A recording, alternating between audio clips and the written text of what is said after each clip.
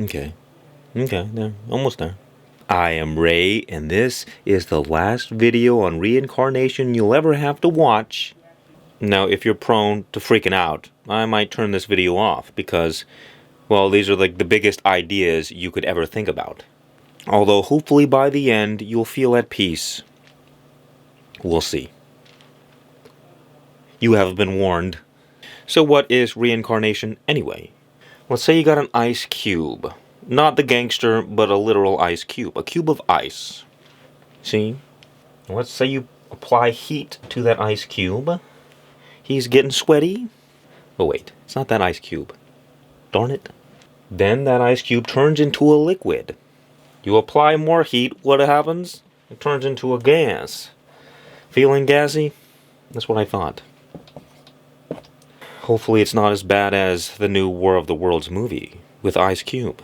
That movie will certainly give you gas. It floats on up. Then you apply cold. And then what happens? The water returns back to ice, to liquid, to gas. Cold and hot, see? But here's the secret. There is only the one water temporarily manifesting through these different forms. There really is no ice cube, there really is no liquid or gas. It's just water, manifesting in different forms. But we, as human beings, identify with our form. Like, I am ice cube. This is who I am, this is who I've always been. NWA. So we believe in death, because we believe in these separate forms. But it's not true. The same water just reincarnates into different forms. As it is said, energy cannot be created or destroyed. It can only be transformed, and that is the core essence of reincarnation. There is no death. There is only change. Take for another example. Let's say you got a gold bar. Congratulations. This is a great investment. You melt down the gold bar, and you turn it into a gold ring, and you melt down the ring, and you turn it into a necklace. You do the same thing. You turn it into a bracelet. I think you can see where I'm going with this. On the surface, there appears to be a ring, a necklace, and a bracelet, but this is just false. It's an illusion. There is only the same one gold temporarily manifesting through these different forms. The ring reincarnates into a necklace, reincarnates into a bracelet. So too, all of life is the same one energy. And you are that energy, temporarily manifesting in this human form. When you believe that you are the separate form, like you are the ring, well then you're going to be afraid when you start getting melted down. But once you realize you're the gold, well there's no fear of death, because there is no death for the gold. But we are that one gold, believing that we are a ring. We have forgotten our true nature. And what spiritual awakening is, what enlightenment is remembering that you are that gold and you are not the separate form. That you are that water and you are not ice cube. That name is already copyrighted. You cannot have it. This is why it is said, nothing true ever dies. What is true is everlasting. The core essence of what we are. The temporary forms fall away like taking off clothes. It's like the soul puts this body on like a jacket. And then when the jacket gets old and it's, done, you take the jacket off, put it in the closet, put something else on. Reincarnation only doesn't make sense when we are trapped in the illusion of separation. Because, well, there's just... When you believe that you're the ring, or ice cube, your whole reality is stuck in this little world of you that doesn't actually exist. It's imagination. The true nature of reality is that it's all one life. And once you realize that, this idea of reincarnation becomes self-evident. You see, people often wonder, why do bad things happen to good people? Or why do some souls get born into this life just to suffer and die in terrible ways? Well, there's an explanation. You might just not like it. It's a little something we call karma. Now, karma and reincarnation are directly linked together. Karma is simply the underlying cause that leads to an effect. So, the idea is the reason that you took birth into this particular life is because of what you did in the past life. Now, is that fair? Well, because you might say, well, I'm getting punished for something I did and I don't even remember it. That's not fair. Why is this happening to me? So too, all the good things that you receive are a consequence of what you have done in a previous life. Now, let me just be clear. I'm not really one of those spiritual guys who thinks it's important to think about past lives or future lives. I think the only life that matters is the life right now, but I'm just explaining it. From the perspective of separation, this makes no sense, but once you realize that it's all the same one energy, it makes perfect sense. Because energy is information. Literally in formation, order. That energy is set up in a particular way, a unique expression, and that is karma. And that unique expression is the underlying cause that leads to the effect, our life, or our reality. And this whole process is completely neutral. It doesn't matter if you're a good or bad person. Let's just take one example for now. Let's say in your outer life, you struggle with money. Because a lot of people do. Is that you? Hopefully not. If you struggle with money in your outer reality, it means there's negative information in you that is expressing itself as the reality that you are experiencing. Negative karma. Now, negative karma doesn't necessarily mean that you've done anything wrong. It just means that there's negative information in you associated with the pattern of money. For example, if you've had a lot of negative experiences with money, it makes you feel bad, it makes you think bad, it creates a negative self-identity, which is the underlying cause that leads to a negative effect in your life. Think about a vinyl disc. Whenever you have a strong emotion about something, and a pattern that caused that strong emotion, that information gets stored into your body as karmic memory that you gotta deal with. The pattern is like the song on the vinyl disc, and the emotion, these are what create the grooves into our body. And that information gets stored into our unconscious, and that is karma. Because that negative memory causes us to think and feel and act in negative ways associated with that pattern, in this case money, which lead to the inevitable outcome of your negative life around money. You can also think of what I call the snapshot effect. You know, like on your phone, you got a screenshot with the two buttons? One button is emotion, and the other button is a pattern. And when you put them together, your unconscious takes a screenshot of that moment to use for survival purposes. So if something makes you feel really bad, you want to remember it for next time, so you can act without thinking. So too, if something makes you feel really good, you want to remember that as well. So, like I mentioned, you got a lot of negative experiences with money because that's just the card you were dealt. That information, that memory is stored in your body. It's trauma, it's negative karma. And that is the underlying cause that leads to the effect of your life. Now, because everything is energy, it's just the transfer of information from one form into the other. We are born into this life with a karmic package that is the momentum from whatever happened previously. It's the only explanation for why we can be born in this particular life. Any other explanation doesn't make any sense. You're just randomly thrown into this? Why? What's the underlying cause that led to this moment, to this effect of our life? Well, this explains it easily. Let me break it down. There are these different planes of reality. There's the physical plane down here.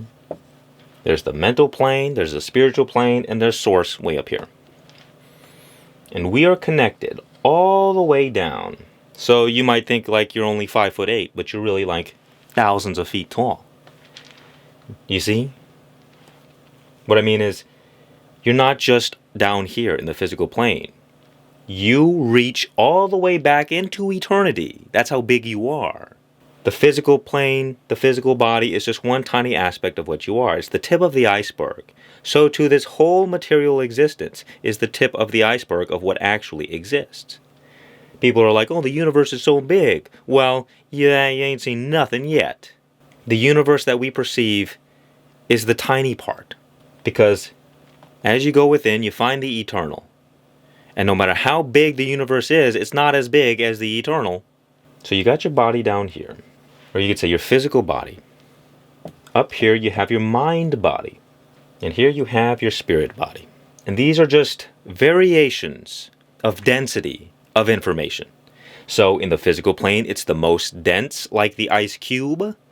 You start rising a little higher, it's the liquid, fluid. And as you go higher and higher, it's airy, like the gas. And well, most people, their soul is trapped on these different planes of existence. And that is like a hell realm, it's slavery. The more you struggle, the more you suffer, the more you know you are a slave to these lower realms. And spiritual awakening or enlightenment is releasing this consciousness, that is source, that is soul, releasing it from the physical plane and becoming a little bit more free. Then becoming free from the prison of your mind. Now, you're more and more free, and you no longer suffer from all of the problems of material existence, you see? And the whole idea of reincarnation is that until you become free from the karmic attachments, keeping you trapped from these lower planes, I didn't say that right, keeping you trapped in these lower planes, you will continue, your soul will continue. Let's just restart. And the whole idea of reincarnation is, until you break free from the karmic attachments, keeping you tethered to these lower physical realms, your soul will continue incarnating into new bodies over and over again until you work out those karmic attachments and become free. And enlightenment or spiritual awakening is the process of breaking free from the endless cycle of birth, death, and rebirth. That is why Jesus Christ said, unless you come to me as little children, you will not enter the kingdom of heaven. Only the pure in heart can see God. Because in order to rise to these higher realms, the heavenly realms, you have to be free from these earthly attachments keeping you stuck. This earthly conditioning. You have to purify the mind. You have to purify the heart. That is the whole point of the spiritual journey. And you see people who are stuck in the physical plane. It's like, you ever been to the ghetto? Their whole life is just survival and fear and worry. I gotta get this bag, and I'm gonna steal it from you. Give me that bag, sir or madam. Because they're living like animals. No offense, it's just the fact. That's what it means to be unconscious. But as you become more aware, you break free from the physical plane and you enter into the mental plane. And this is where the matrix is that everyone talks about. And this is your attachment to your sense of self, your ego, your separate identity, your separateness.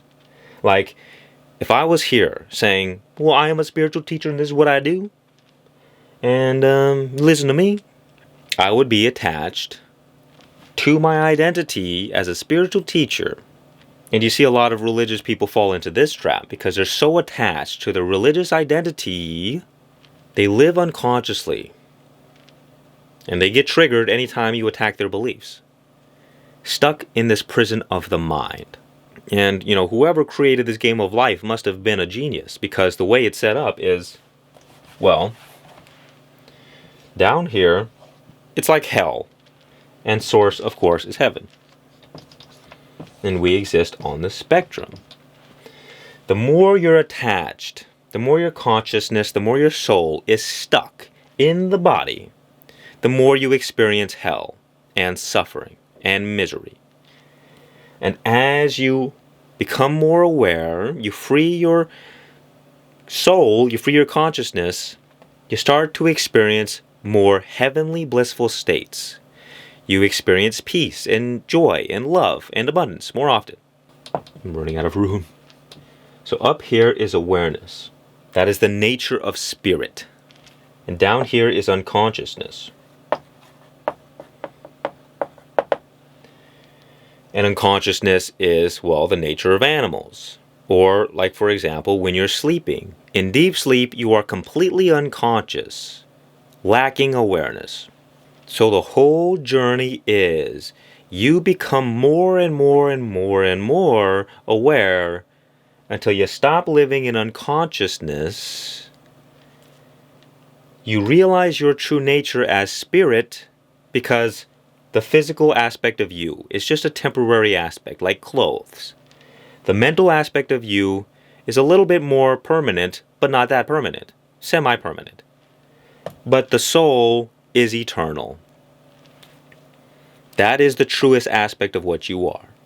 And this is why it's so called spiritual awakening, because you're awakening up from deep sleep unconsciousness to, I'm aware. And unconsciousness is also darkness. And what do you think this is up here? It's light. So we're striving from darkness into light, from unconsciousness into awareness, from hell into heaven. That is our life's journey. And we will continue reincarnating until we become aware and completely free from these karmic attachments. This is the game of life. And just like the ice cube example, the more we are stuck in these dense states of consciousness, we experience hell. But the fire of hell begins to burn away those karmic attachments, and we begin rising up. This is what people don't understand about hell. Hell is not a place of punishment. It's a rehabilitation center for the soul. The soul has been dragged down to hell because of these karmic attachments to the body, to the mind. And through the suffering, it burns off. So this is why sometimes really bad things happen to good people. From our monkey perspective, we don't understand it because all we want is to experience pleasure, eat bananas, and run away from pain. Oh, there's a snake, and get away from me. That's literally all the animal body wants. To feel safe, have a banana or two, relax. But for the soul doesn't really care so much about the temporary pain of this body, because our journey here on this earth is only one tiny pit stop on an eternal journey. So the soul doesn't really care if you gotta suffer a lot, because there's a higher wisdom going on. Those who suffer a lot in this life burn away a lot of those karmic attachments and are now able to experience the higher heavenly realms. So what is a moment of pain for an eternity of bliss, of the heavenly states? Because this life is very short in the grand scheme of things. But your existence as an eternal soul, well, it's eternal. But we cannot understand this so long as we are attached to our body-mind. Another way you can look at this is that this energy or this information forms karmic knots. And those knots are what keep us stuck.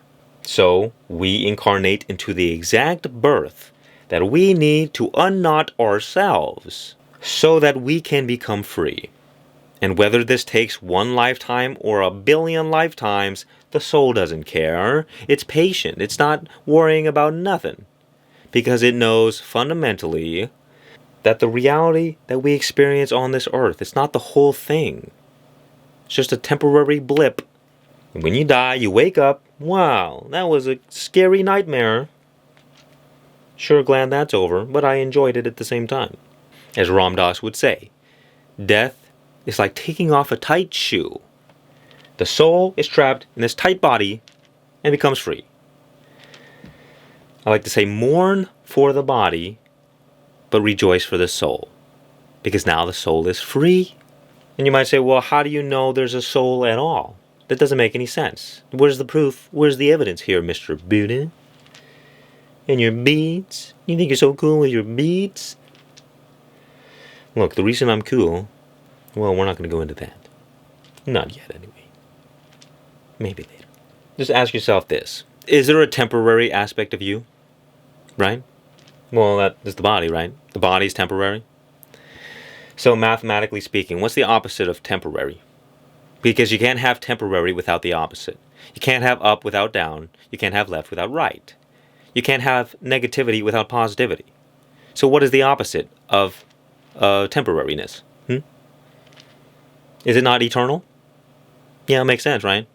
So if you have a temporary aspect of yourself, that means by default there's also an eternal aspect of you. You can't deny it. Otherwise, logic and reason completely falls apart. And, well, it would be one thing if we couldn't actually find evidence of that, but all you gotta do is look within yourself. You'll find the eternal. It's what the spiritual teachers have been talking about since the beginning of time. You got a temporary aspect of you, which means there's an eternal aspect as well. There's a limited aspect of you, which means there's a limitless aspect as well. We just aren't aware of it. That is why it is called waking up. You become aware of your eternal divine nature as spirit, and you stop identifying with the body-mind. Ta-da! Think about it as well. Where is the body located? Well, it's right here. But in terms of positioning in existence, where is the temporary? Where is the limited? Well, it's on the outside. We exist in the physical plane. That's where the temporary limited states are. So, again, mathematically speaking, you can't have out without what? Let me hear it. That's what I thought. You can't have out without in. So all you gotta do, use a little bit of logic and reasoning to understand that, well, we exist on a spectrum from eternal to temporary. And the temporary is on the outside and the eternal is on the inside. And you exist all along the spectrum. So when you die, the physical aspect goes away. You don't need that no more. Then you enter into the mental plane. This is where, you gotta decide, well, how much more work do I gotta do? How many attachments do I have? Okay, well, I'm gonna have to probably take another round. You take in a new body, depending on how many karmic attachments you have on this plane of existence. And if you've overcome the karmic attachments on this plane, well, then the mind goes away, and now you exist in the spiritual plane, enjoying your spa day in heaven. Now you can just float around, enjoy your life, talk with the other spirits. Maybe you go incarnate in one of those heavenly planets. But you're free. Now you go on some spiritual mission across the galaxy. Who knows? No one really knows what happens. Except for if you watch or if you read Autobiography of a Yogi. You might get some insight. Because Yogananda talked to his master after he died, came to him as a disembodied spirit, and told him all the secrets of what happened. Now, you may not believe Yogananda, but, if you know anything about spirituality and enlightenment, you can see very clearly that he was an enlightened saint. And that comes with a few conditions. Meaning, there's no ego nonsense going on. There's no physical bias, animalistic, how much you call it. There's none of the nonsense that happens with normal people. When someone is enlightened, an awakened being, they exist free from the mental garbage, free from the physical garbage. Now, it doesn't mean they don't express those things. It means that their consciousness is not tied up in these planes of consciousness.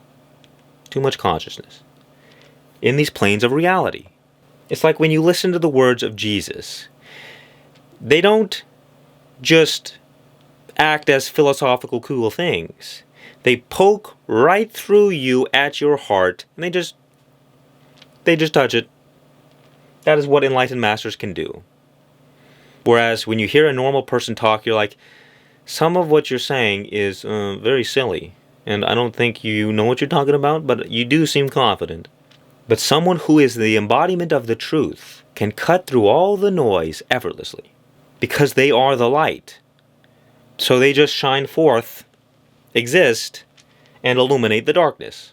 That is why incarnations of God come into this world. They are the embodiment of light to help the world living in darkness. That is the whole point. To free the world from their suffering. To free the world from their karmic attachments, keeping them stuck, tethered to these lower hell realms. And you eventually will be an incarnation of God. If you so choose, I guess. I don't know. I don't know the rules. An incarnation of God is just someone who has completely become free of all karmic attachments. Maybe they got a little bit left, or else they wouldn't be able to incarnate. But the more attachments you have, the lower down, well, you will manifest. It's like, imagine someone who's really like a pig, right? All they do is eat. I eat food. I'm a greedy pig. All I do is eat slop. This is mine. This is my food. Get away from me, homeless people. You should have been born rich. So the person acts like a pig their whole life. They're really attached to food and greed. So what do you think is going to happen when they die? They've created all of this karmic attachments to worldliness that continues to weigh them down more and more and more. It's like, imagine the soul as the earth's core. It's just a molten ball of nickel and dimes. No, iron. Iron is what it is. But the crust around it is like all of the earthly attachments. So you keep piling on more crust and more crust. The soul gets heavier and heavier and heavier and just starts falling down. So for people who have done a lot of wrong in this life, in this particular case, it's just random, who really knows, right? They might actually be born a pig in the next life because of what they have done. They have to pay and burn off all of those karmic attachments, and then they get turned into tasty bacon. They get eaten. And when they die and are slaughtered and get eaten, they burn off a little bit of karmic attachments, a little bit more free. Maybe next time they get, they incarnate as a goat or whatever. And you can even see in the animals, there's different levels of consciousness, different levels of awareness. The nature of an ant, even though ants are pretty smart, the consciousness level of an ant is not the same as a grizzly bear. And the grizzly bear is not at the same level of consciousness as a chimpanzee. And the consciousness level of a rock is not the same, it's less than a fish. It's all life, it's all alive, but it's just different levels of density, of consciousness. Different vibrations of energy. The slower the vibration, the more we cannot perceive life. But the higher vibration, the more alive that individual is. Like brainwave frequencies. When your brainwave frequencies are slowed down, you fall into unconsciousness, into deep sleep. You don't perceive life. Unless you look really close. It's the same thing like in a rock. Not the Rock Dwayne, I think he's alive. Somewhat conscious. I don't know, maybe drinking too much tequila. The rock is alive like the fish, like the chimpanzee. It's just that the energy is vibrating too slow for life to be perceived. But we know scientifically everything is vibrating. That is life. Life is vibration. And the faster the vibration, the more life. As it is said, in the rocks, in the trees, in the plants, God sleeps. In the fish and the birds and all the other animals, God dreams. But in human beings, God awakens. That's the whole game. God, as the eternal source, separated itself into all of these infinite variety of different forms to experience itself in limitation. So we are the eternal experiencing ourselves in the limited state. We are the infinite experiencing the limited because God is an adrenaline junkie, likes surprises, likes games, likes to have fun. That is what it's all about. This is a game of life. and this is how it is played. We go on these crazy adventures as souls, incarnating onto all of these different planets, going through lives, and enjoying the process. Well, not from the body or the mind perspective, but the soul's perspective is they're having a blast. And this is actually what happens when you begin to wake up. You stop taking life so seriously because now you're free. You're not in so much pain and suffering anymore. And you can actually enjoy life. You can enjoy the game that God is playing with you. It's like God's great game of hide and seek. Where's God? Where are you, God? Well, where's God gonna hide? Answer me this. God's too big. God has to hide in plain sight. God is everywhere. God is everything. There is nothing that is not God. Remember, it's all the same one gold. It's all the same one water. It's all the same one source, just temporarily manifesting in these more dense states. And the whole goal of existence is not to just return to the heavenly states. That's where we began. If the whole point of existence was to do that, well, then what would be the point of everything else? It would make no sense. We began in heaven. The point of it all is God cannot experience limitation in its ultimate true form. It knows everything. So what's the point? God gets bored, just chilling there. What do we do to now? Oh, no, I already know that. What am I going to learn today? Nope, yeah, figured that out too. But now God's got something to do. God gets to enjoy itself. But better put, God gets to enjoy us. And we get to enjoy God as the separate individuals. The separate soul, or the separate mind, or the separate body. It's all part of it. It's all a divinely orchestrated game that's already been set up perfectly. And there would be no joy of awakening if we were not first unconscious. There would be no purpose of heaven if there wasn't the experience of hell. Through duality, we experience contrast. And I'm saying this so, we begin to understand why life is set up this way. It's not just random stuff. Oh, I'm thrown into this life. Life sucks and then we die. It's like the map of reality. This is the game of life and how to play it. And it helps give a higher perspective of what's actually going on. Because otherwise we're stuck in the physical plane, looking at our worldly life, trying to get things, but we're a slave. Only when we wake up and become free can we actually enjoy life to the fullest. We got to be free from the physical body and the mind. Doesn't mean you got to run away from them. You just have to free your consciousness from these dense states of being. Because until then, you're going to have fear. You're going to have worry. You're going to have insecurity. Things aren't going to go your way all the time. You're going to get frustrated. You're going to get annoyed. You're going to really want this thing. You don't got it. You got to struggle really hard to get it. You get it. Temporary satisfaction. The satisfaction goes away. You need something else. It's an endless cycle. That's why they call it samsara. It's a wheel of birth, death, rebirth, no peace, only suffering.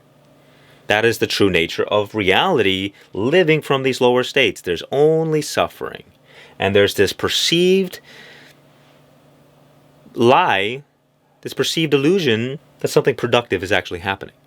I mean, something productive is happening, but not from our perspective. From the soul's perspective, it's all good, no worries. It's all supposed to happen this way. But down here, it's like living in a desert. That is what samsara is. It's this vast desert of emptiness, of dust. And everyone's trying to find lasting satisfaction. They're trying to find this oasis. And all they find are mirages, these illusions of satisfaction. And sometimes they find these little puddles of salt water. They drink, oh yes, finally some water. But they get more thirsty because the salt dehydrates them. Too much salt. So they get salty. And then they just thirst more. That is why Jesus said, when you drink from the water of this world, you will thirst again. But when you drink from the water that I give you, you will never thirst again. And that oasis is in you, the eternal. Because you can't find lasting satisfaction in a temporary world, but you can find lasting satisfaction in the eternal. You find that everlasting wellspring within you. You become free. And then you get to go enjoy your experiences of the world. As Jesus said, seek first the kingdom, and then everything else will be added onto you. It's like most people are playing life on demo mode, which means these lower states of being. They think they're the character in the video game of life, not realizing that they are behind the screen with the controller in their hand. That is waking up. Because once you realize you're behind the screen with the controller, now you're not a slave to your reality anymore. You begin to harness the power of God, which is your own power, and you, in this state, have complete dominion over the nature of reality. That's why someone like Jesus could perform miracles and stop the weather, walk on water, heal someone of their wounds, because you, as the eternal, have infinite dominion over the temporary. You, as the limitless, have absolute power and dominion over the limited. But you cannot access that power so long as it is trapped in the body, in the mind. You begin to wake up to these karmic attachments, creating suffering in your life. And through your awareness of them, you begin to dissolve that ignorance, that darkness, that unconsciousness. So you go unconscious, you create suffering for yourself or for the people around you, and then you wake up to that. You become aware. You reflect. Why did this happen? Oh, it's because I have this identity, I have this belief, I have this story going on in my mind. Do I want to continue entertaining that?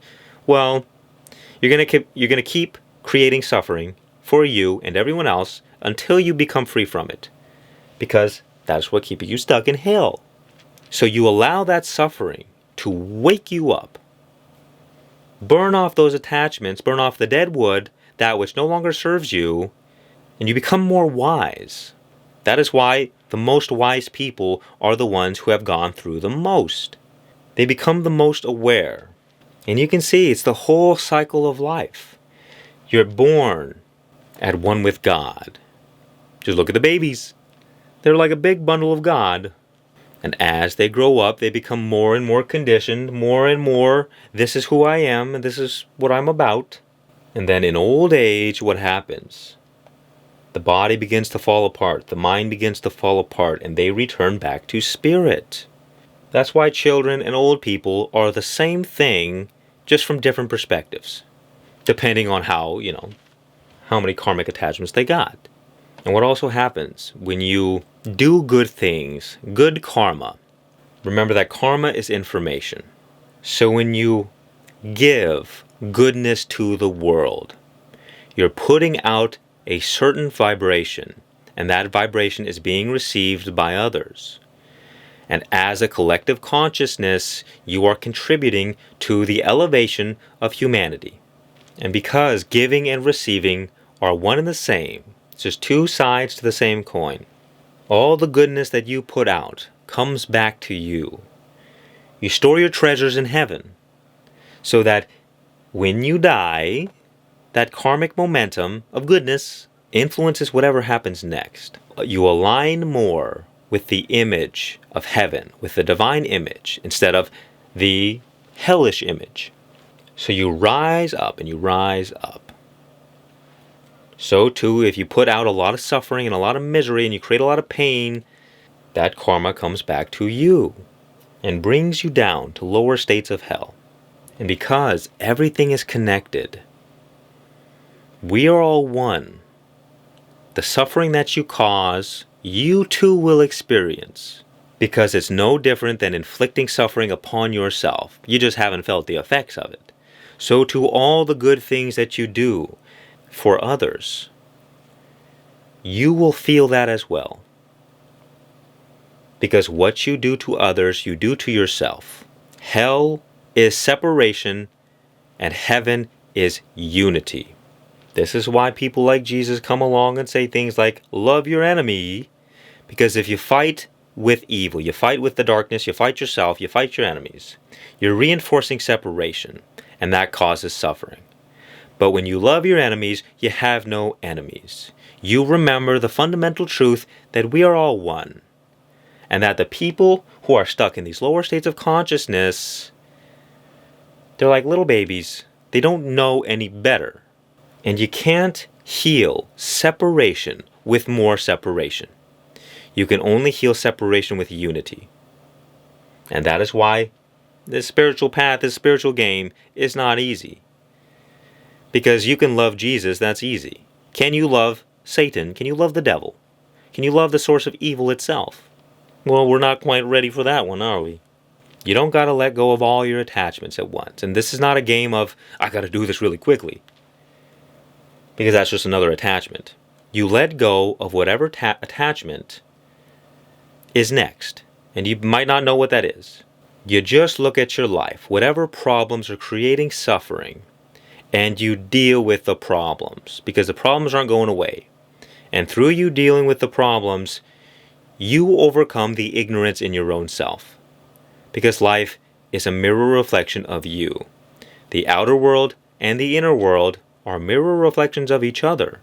So as you reflect upon yourself, as you embark on this journey of self-discovery and self-mastery and growth, you break free from these karmic attachments.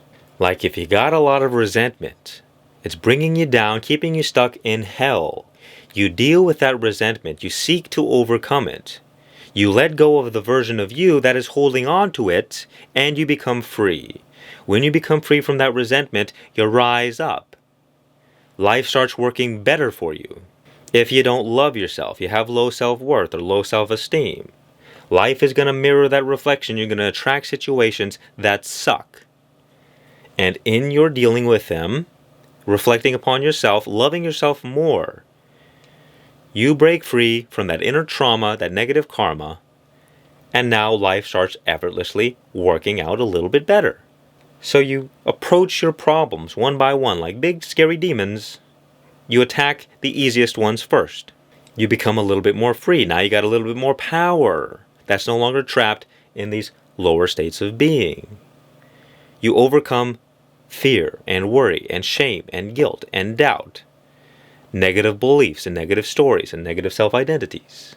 You face your shadow, you face the darkness, and you begin to transcend it. You can't run away, and that is why you will keep continuing to repeat the same patterns over and over again. And if you die without solving the problems, you will just repeat it over and over again until you do, until you figure it out. You'll reincarnate into a new body with new circumstances designed to break free from those karmic attachments. But you can do it now because you've been born in this human birth. You won the lottery. Congratulations. Deal with it now. You don't want to think about next life. You don't want to think about past life. You're here now. That's the only thing that matters. Everything else is irrelevant. And as you awaken, you become more free, and life begins reflecting back to you this new state of inner harmony. And you can effortlessly begin living the life of your dreams, experiencing heaven on earth. You don't got to die in order to experience heaven, because you bring heaven to earth.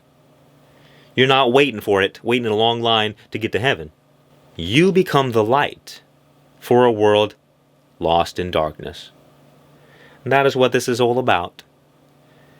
You become free so that you can be a lighthouse for others and provide the opportunity for them to go free, be free. And that, my friend, is how we create a more loving and harmonious world free from so much suffering. Are you ready? Ready or not, join the Spiritual Rebels community. Transform your life, find your tribe, and become the greatest version of you. Much peace and many blessings, and remember, just be.